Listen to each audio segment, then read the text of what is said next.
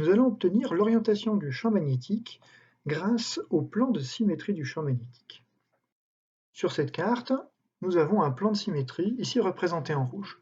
Si l'on considère deux points, M et M', symétriques par rapport à ce plan, le champ magnétique au point M et au point M' est également symétrique. Maintenant, si on prend un point M sur le plan de symétrie, alors le champ magnétique appartient à ce plan de symétrie. Il sera alors facile de déterminer l'orientation du champ magnétique en ayant accès à deux plans de symétrie. Considérons maintenant un plan d'antisymétrie pour le champ. Un plan d'antisymétrie veut tout simplement dire que si on prend deux points M et M' symétriques par rapport au plan, alors le champ magnétique au point M' n'est pas le symétrique de B, mais l'opposé du symétrique. La propriété ici à retenir est que si le point M appartient au plan d'antisymétrie, alors le champ magnétique est perpendiculaire à ce plan. Pour déterminer les symétries du champ magnétique, on va donc maintenant s'intéresser aux sources du champ magnétique en utilisant ce qu'on appelle le principe de Curie. Le principe de Curie est dû à Pierre Curie et non pas Marie Curie. En 1894, il énonce le principe suivant. Lorsque certaines causes produisent certains effets, les éléments de symétrie des causes doivent se retrouver dans les effets produits. Ainsi, pour déterminer les plans de symétrie du champ magnétique, on va s'intéresser aux sources du champ magnétique, que peuvent être par exemple un aimant ou une distribution de courant. Une petite difficulté apparaît néanmoins pour appliquer le principe de Curie ici. En effet, les plans de symétrie des sources sont des plans d'antisymétrie pour le champ. Tout cela est dû à un affreux produit vectoriel reliant le courant au champ magnétique. Par exemple, prenons un solénoïde. On rencontre par exemple des solénoïdes dans les systèmes d'allumage de voitures. Il faut imaginer couper ce solénoïde en deux. Qu'est-ce qu'il vous faut, chef? Laisse tomber, tu vas te faire mal avec ça. Aïe. Tu n'aurais pas vu mon doigt? C'est pas grave, ça repoussera. En séparant ce solénoïde en deux, nous avons donc un plan de symétrie pour les sources.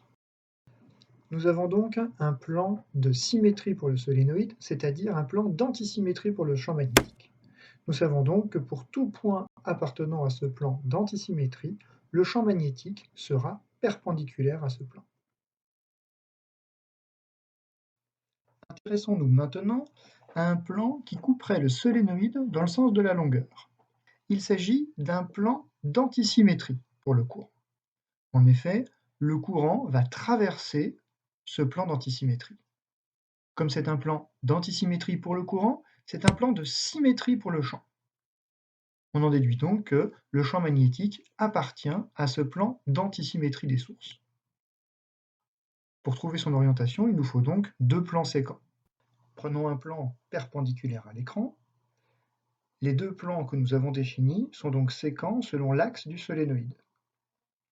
Ainsi, pour tout point appartenant à l'axe, le champ B devant appartenir à ces deux plans séquents, on en déduit que le champ magnétique est porté par l'axe du solénoïde.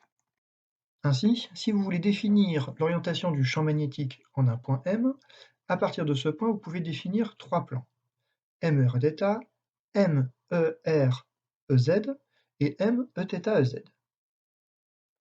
Le plan MER d'ETA est un plan de symétrie pour le courant, donc d'antisymétrie pour B. On pourra donc obtenir l'orientation du champ magnétique rien qu'avec ce plan, parce que le champ B est perpendiculaire à celui-ci. Le plan MEREZ est un plan d'antisymétrie pour le courant, donc de symétrie pour le champ magnétique.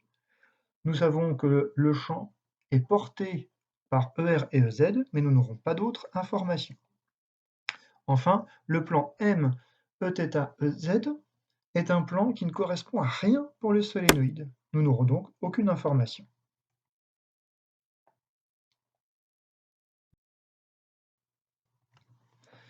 Considérons maintenant un fil infini parcouru par un courant.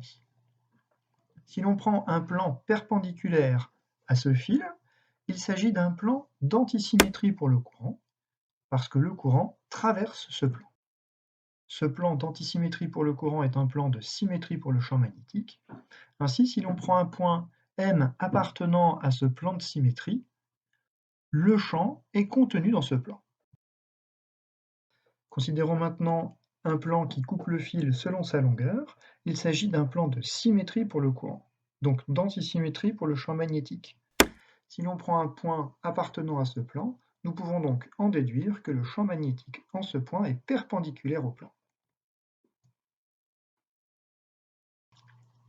Dans ce dernier exemple, pour déterminer l'orientation du champ magnétique en un point M, nous pouvons définir trois plans différents. Le plan MEREθ, le plan MEθEZ et le plan MEREZ. Le plan MEREθ est un plan d'antisymétrie pour le courant.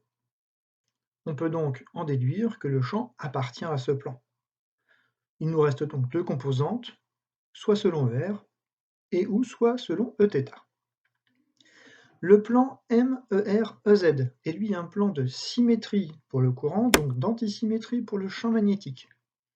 On sait donc que le champ est porté perpendiculairement à ce plan, c'est-à-dire selon Eθ. Enfin, le plan MEREθ ne correspond absolument à rien pour le fil, il est donc inutile.